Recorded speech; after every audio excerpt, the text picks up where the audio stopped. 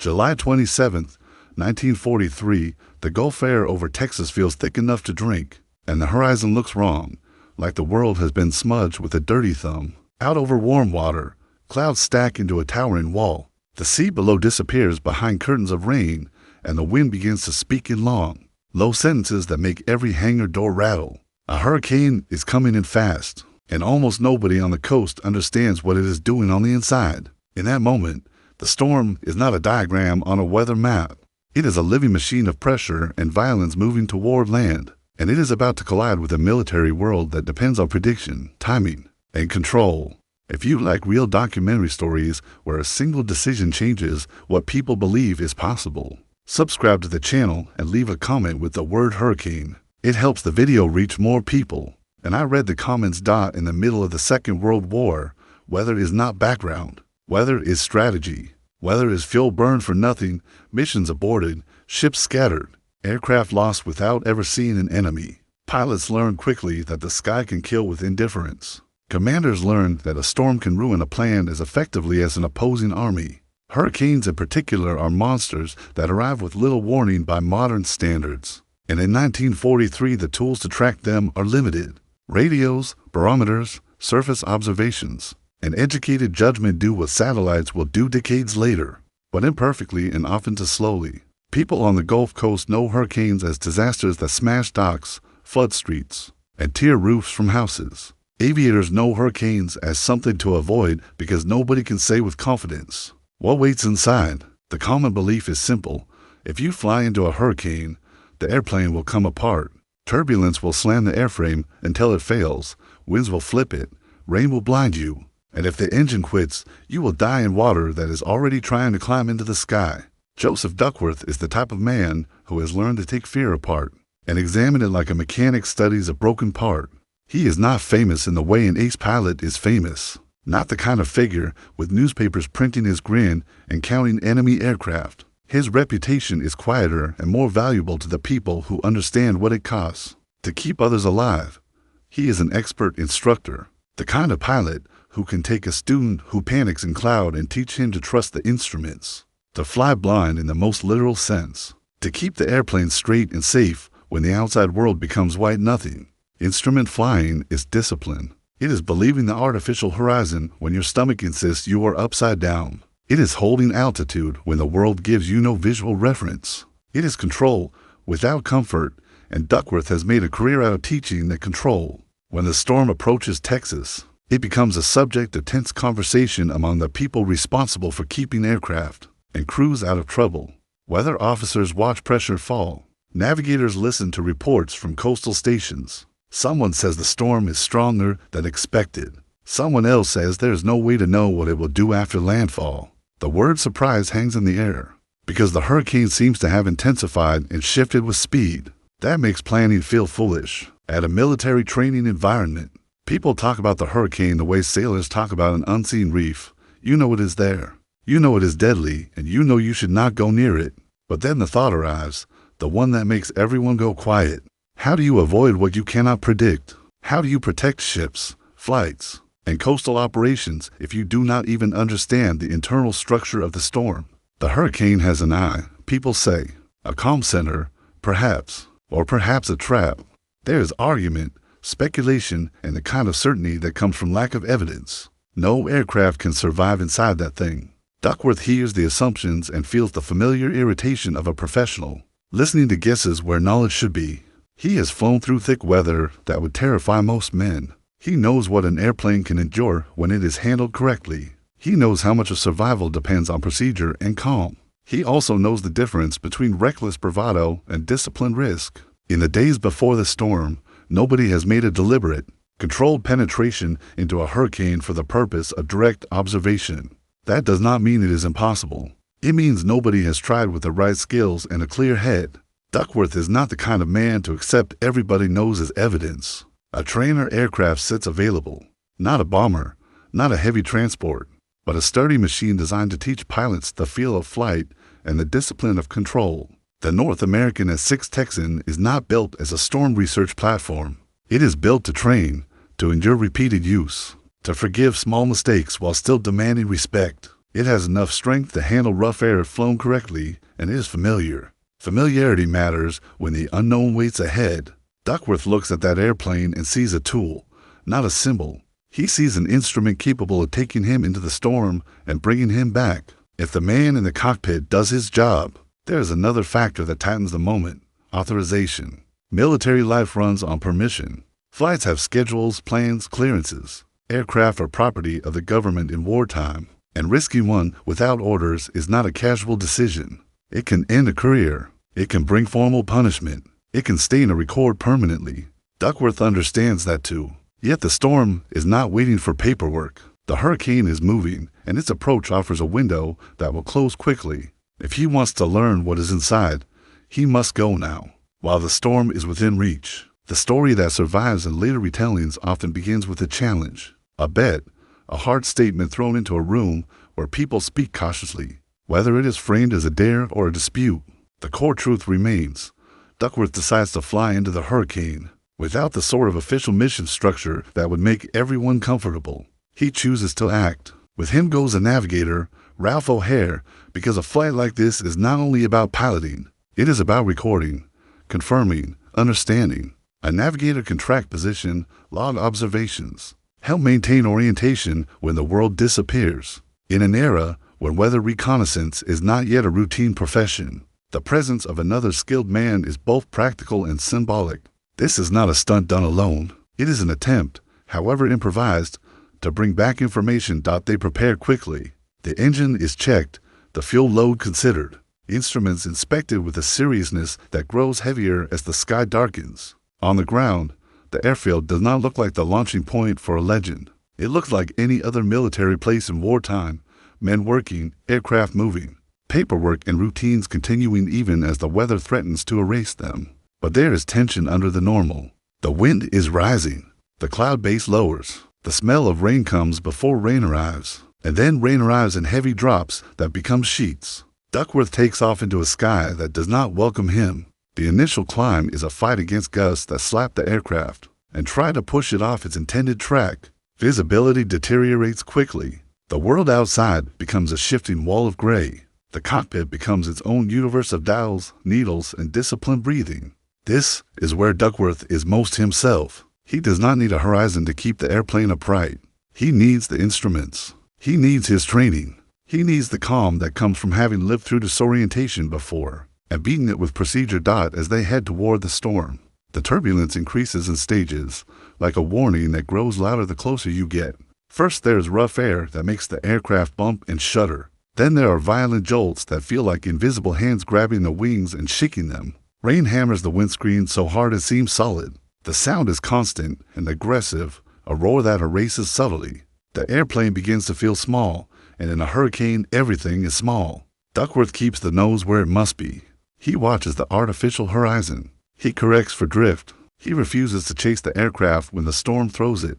He makes measured inputs, the kind that keep a pilot from over-controlling and turning turbulence into disaster. O'Hare works beside him, tracking, noting. In a storm like this, even the act of writing or recording becomes difficult. The airplane jolts and the body tries to brace. Communication must be clear and brief. Yet they do what they can, because the purpose of this flight is not only survival, it is knowledge. Pressure changes are felt as much as measured. As ears pop and the aircraft seems to move through layers of air that have different weight, wind direction shifts. Updrafts lift the airplane abruptly, then downdrafts drop it as if the sky has opened a trapdoor. Every minute is labor. The outer bands of the hurricane are not a single wall, but a series of violent regions that wrap around the center. Each band is its own battlefield of rain, wind, and turbulence. Between them there could be brief lulls, deceptive in their calmness, because the next band arrives with renewed fury. Duckworth and O'Hare push deeper. At this point, the flight has crossed a threshold. They are no longer testing the edge. They are inside.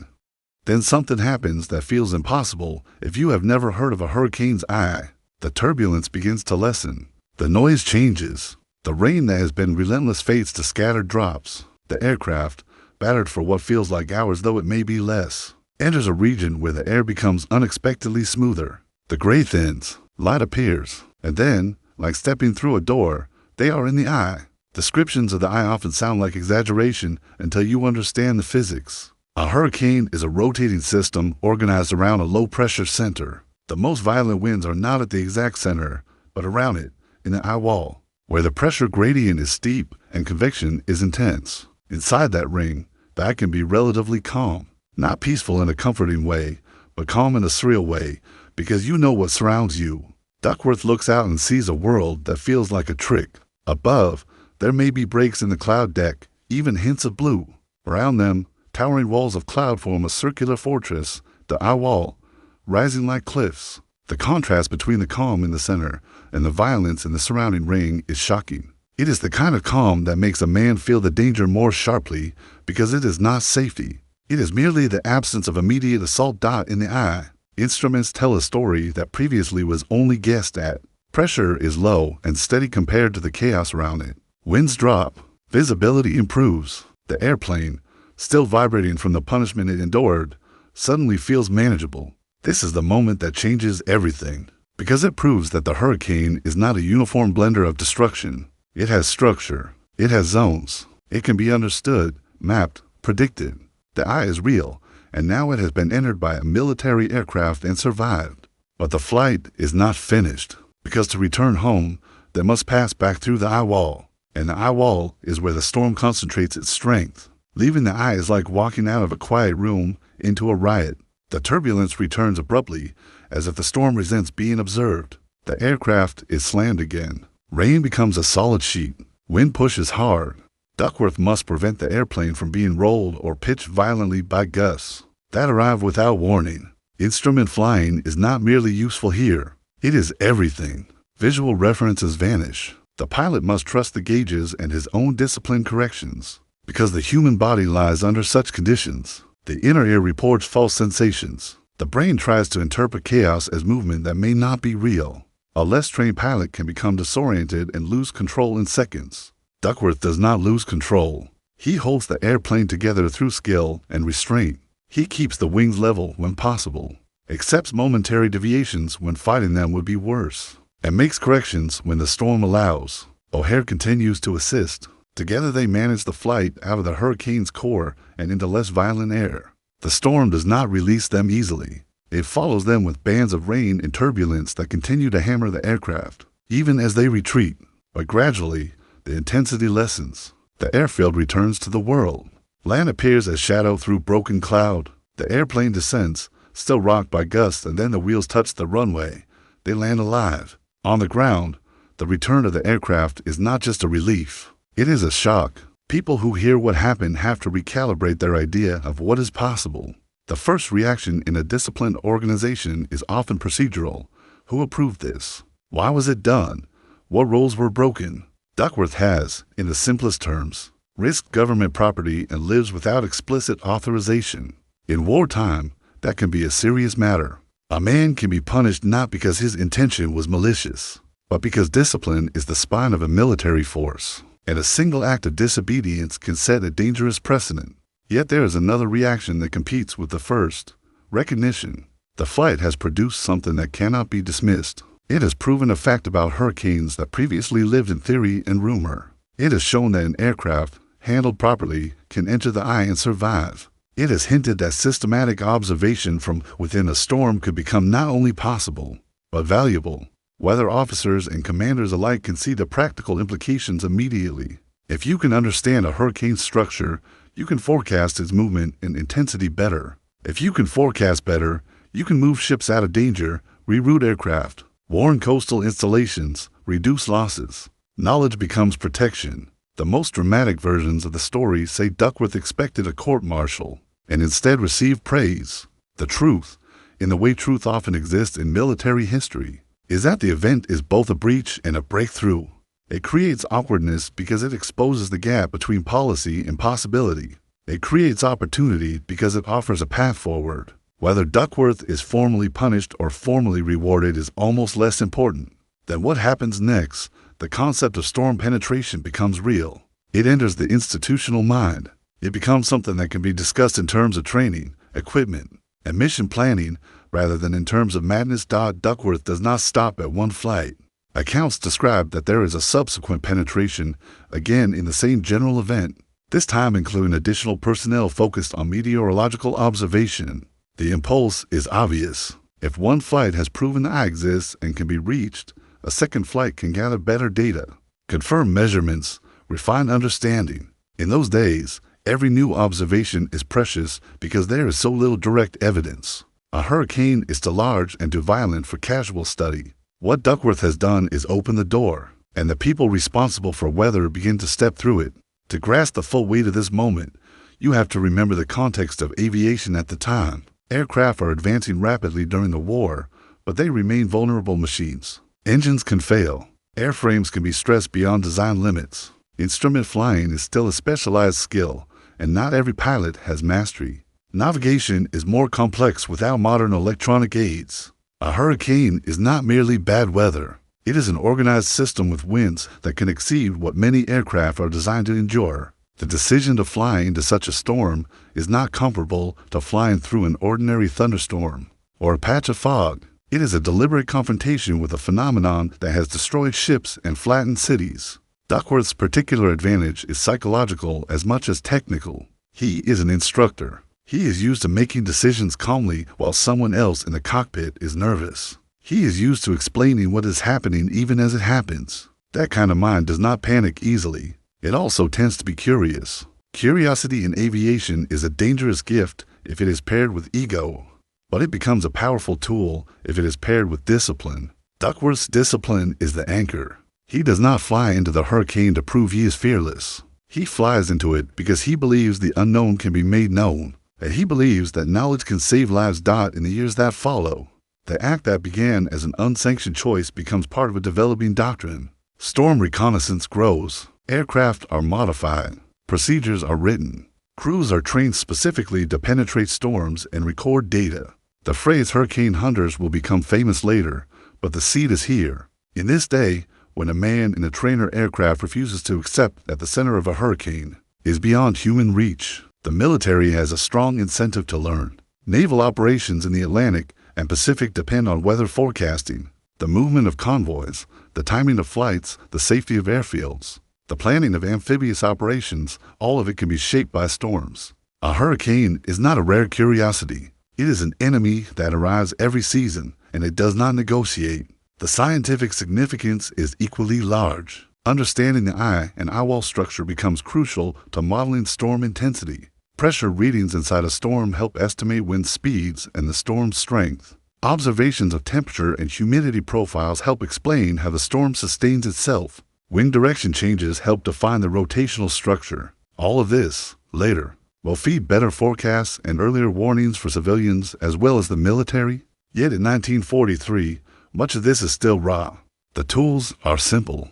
The data is sparse. A single flight can shift confidence and inspire new methods.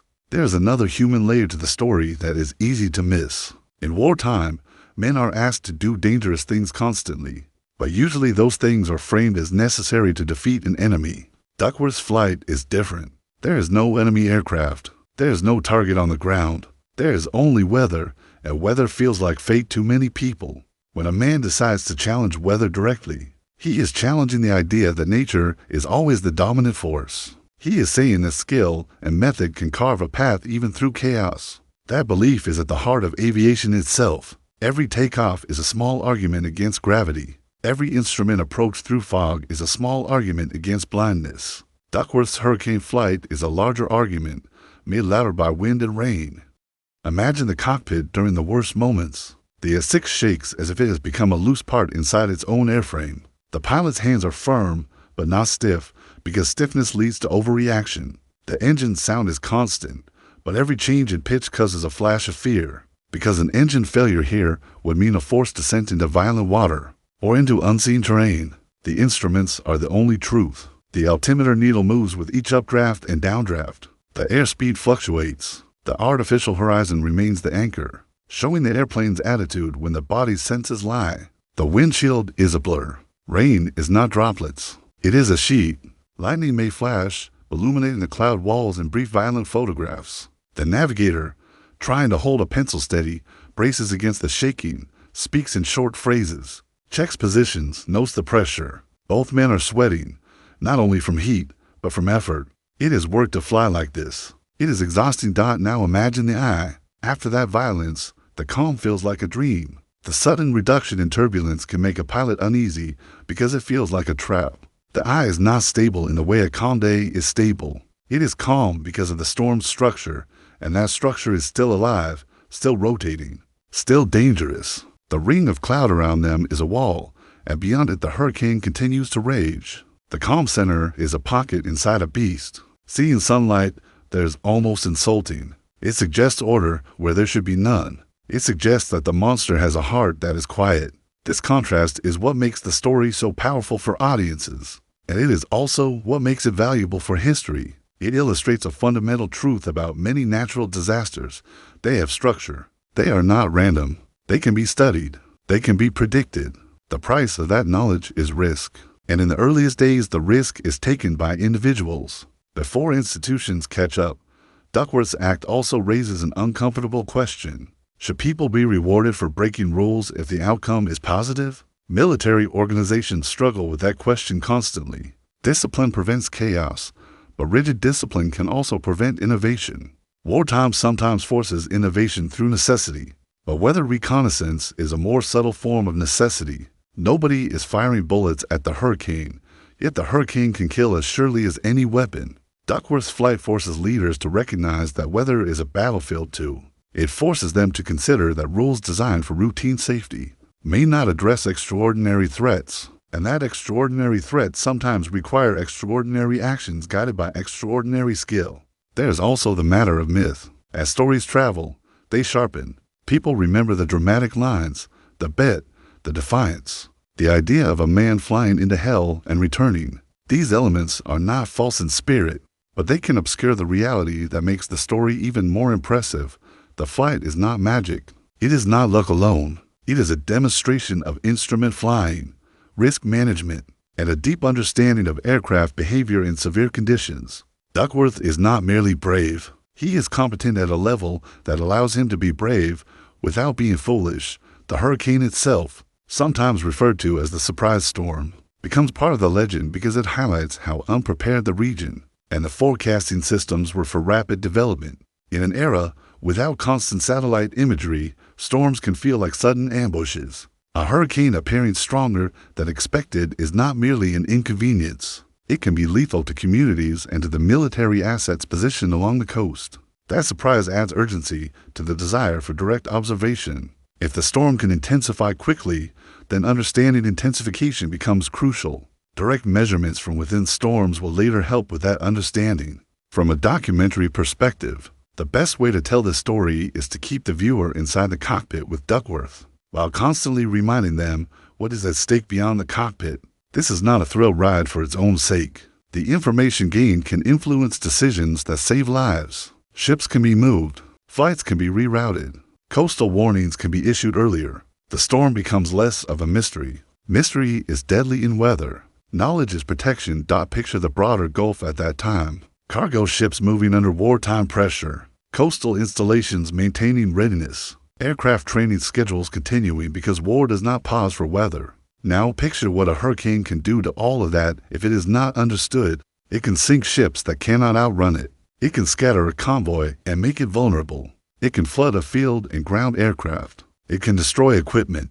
A hurricane is not just wind. It is rain that becomes flood, storm surge that climbs inland, debris that becomes shrapnel. The military, like civilians, suffers when storms hit unprepared. Even if you have no combat casualties that day, you can lose men to drowning, accidents, structural collapse. In that sense, Duckworth's flight is not separate from war. It is a small battle in a larger war against unpredictability. When he lands and the aircraft is inspected, the physical evidence of the flight tells part of the story. An airplane that has been through severe turbulence often carries marks, stress panels, loosened fittings, signs of water intrusion where that does not appear after routine flying. People can see that this was not a normal sortie, yet the aircraft is intact. The wings did not fold. The tail did not tear away. The engine did not quit.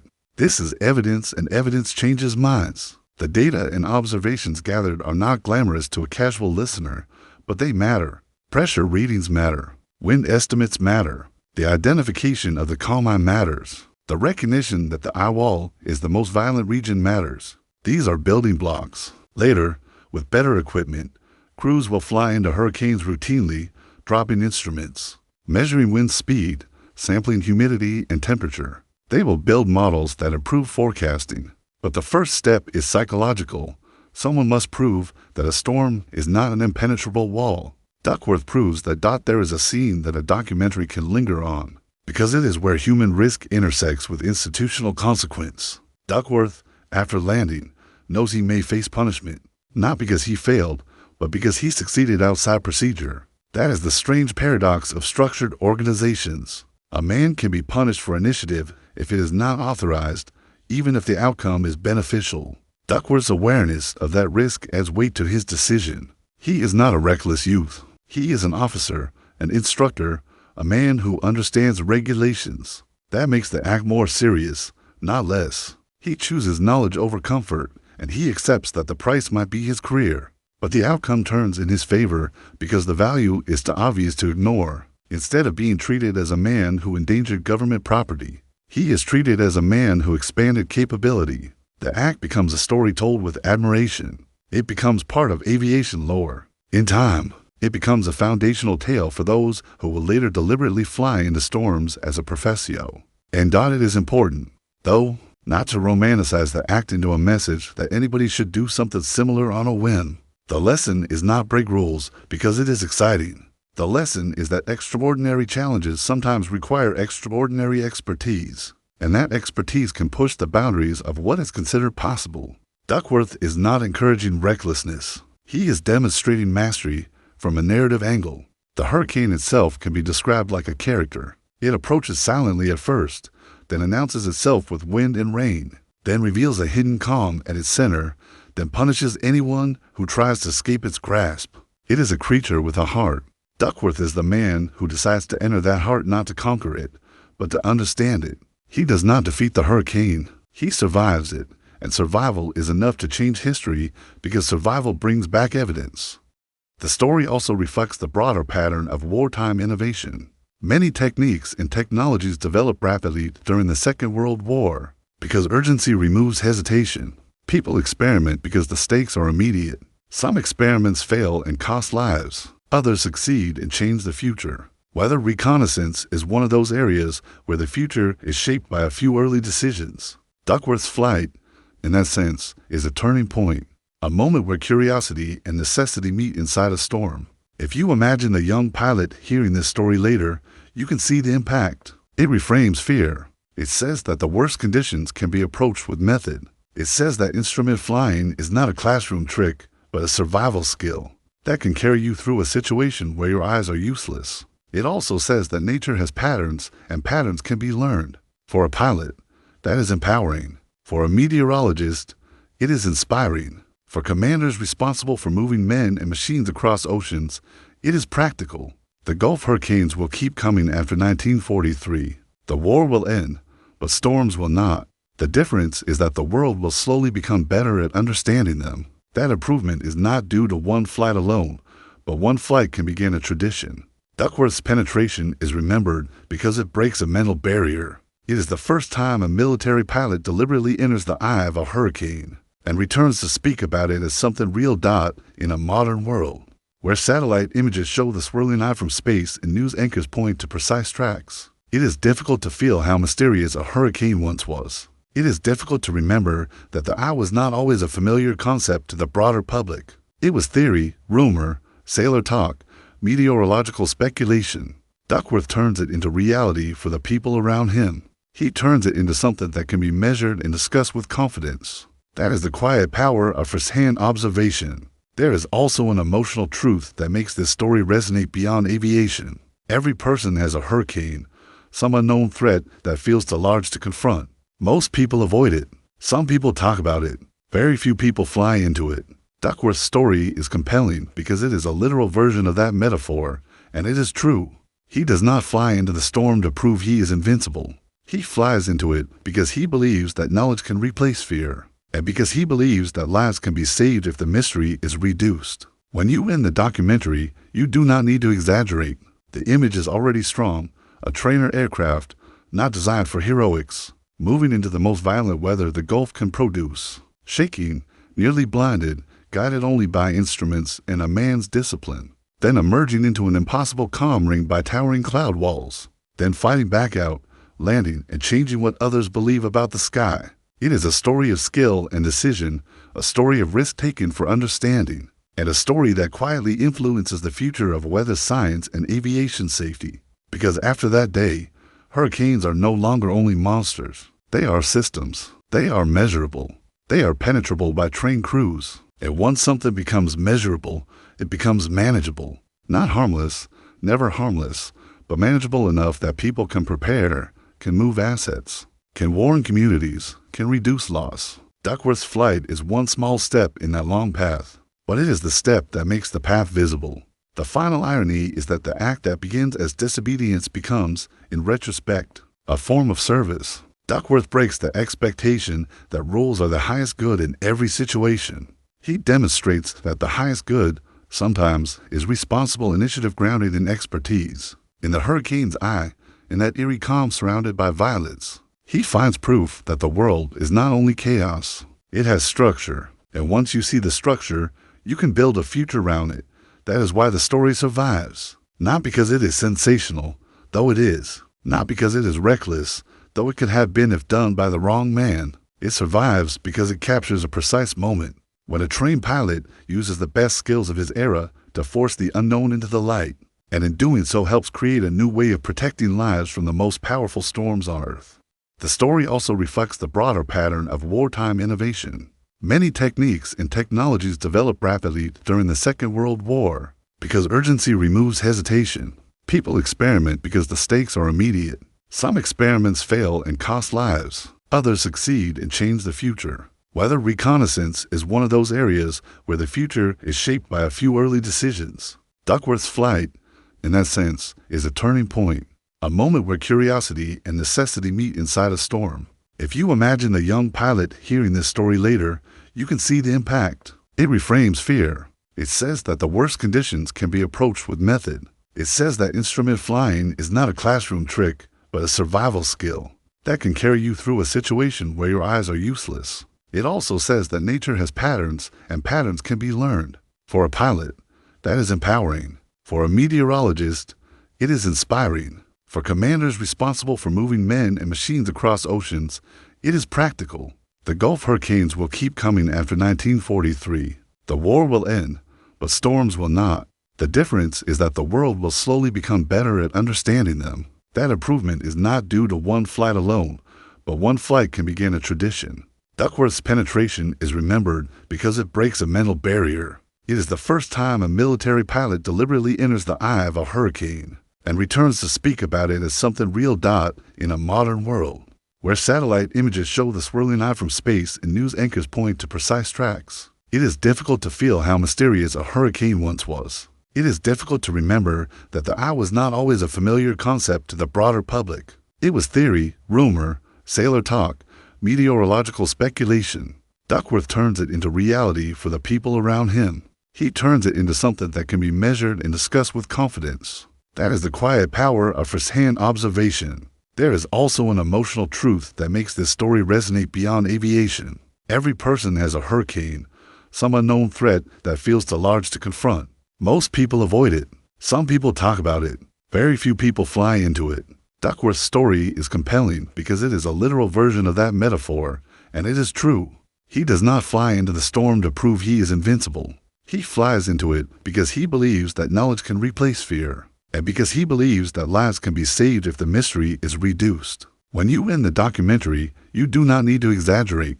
The image is already strong, a trainer aircraft, not designed for heroics, moving into the most violent weather the Gulf can produce, shaking, nearly blinded, guided only by instruments and a man's discipline, then emerging into an impossible calm ringed by towering cloud walls, then fighting back out, landing and changing what others believe about the sky. It is a story of skill and decision, a story of risk taken for understanding, and a story that quietly influences the future of weather science and aviation safety.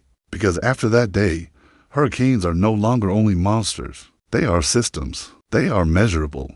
They are penetrable by trained crews. And once something becomes measurable, it becomes manageable. Not harmless, never harmless, but manageable enough that people can prepare, can move assets, can warn communities, can reduce loss. Duckworth's flight is one small step in that long path, but it is the step that makes the path visible. The final irony is that the act that begins as disobedience becomes, in retrospect, a form of service. Duckworth breaks the expectation that rules are the highest good in every situation. He demonstrates that the highest good, sometimes, is responsible initiative grounded in expertise. In the hurricane's eye, in that eerie calm surrounded by violets, he finds proof that the world is not only chaos, it has structure. And once you see the structure, you can build a future around it. That is why the story survives. Not because it is sensational, though it is. Not because it is reckless, though it could have been if done by the wrong man. It survives because it captures a precise moment, when a trained pilot uses the best skills of his era to force the unknown into the light, and in doing so helps create a new way of protecting lives from the most powerful storms on Earth.